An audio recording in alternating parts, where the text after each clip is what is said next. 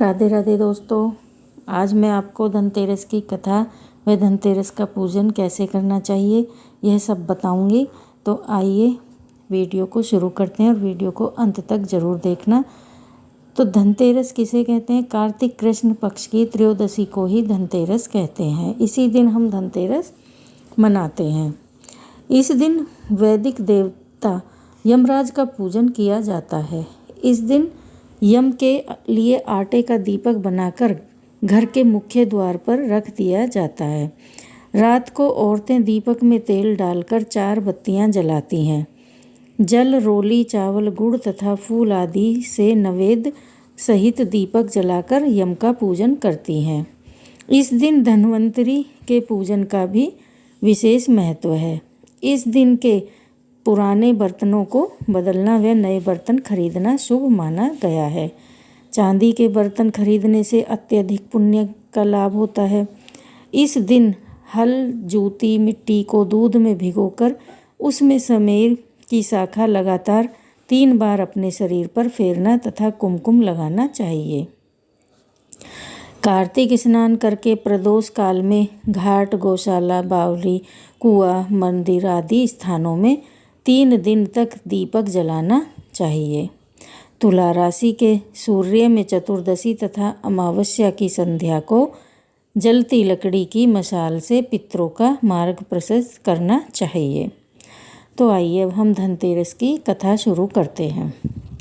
एक बार यमराज ने अपने दूतों से प्रश्न किया, क्या प्राणियों के प्राण हरते समय तुम्हें किसी पर दया भी आती है? यमदूत संकोच में पड़ गए और बोले, नहीं महाराज, हमें तो आपकी आज्ञा का पालन करते हैं। हमें दया से क्या प्रयोजन है? यमराज ने फिर प्रश्न दोहराया, संकोच मत करो।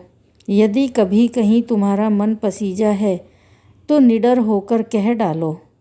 तब यमदूतों ने कहा कि सचमुच एक घटना ऐसी है जब हमारा हृदय कांप गया। तो हंस नाम का एक राजा एक दिन शिकार के लिए गया। वह जंगल में अपने साथियों से बिछुड़कर भटक गया और दूसरे राज्य की सीमा में चला गया। वहाँ के शासक हेमा ने राजा हंस का बड़ा सत्कार किया। उसी दिन राजा हेमा की पत्नी ने एक पुत्र को जन्म दिया। ज्योतिषियों ने नक्षत्र गणना करके बताया कि यह बालक विवाह के 4 दिन बाद मर जाएगा। राजा हंस के आदेश से उस बालक को यमुना के तट पर एक गुफा में ब्रह्मचारी के रूप में रखा गया। उस तक स्त्रियों की छाया भी न पहुँचने दी। किंतु विधि का विधान तो अडिग होता है। संयोगात एक दिन राजा हंस की राजकुमारी यमुना के तट पर निकल गई और उसने उस ब्रह्मचारी बालक से गंधर्व विवाह कर लिया। 4था दिन आया और राजकुमार मृत्यु को प्राप्त हुआ।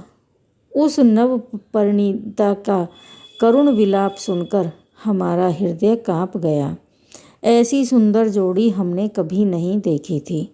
वे कामदेव तथा रति से कम न थे। इस युवक को कालग्रस्त करते समय हमारे अश्रु भी थम न पाए। यमराज ने द्रवित होकर कहा, क्या किया जाए?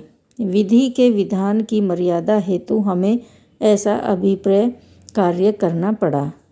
तब दूत के पूछने पर यमराज ने अकाल मृत्यु से बचने का उपाय बताते हुए कहा, धनतेरस के पूजन एवं दीपदान को विधि पूर्वक पूर्ण करने से अकाल मृत्यु से छुटकारा मिलता है।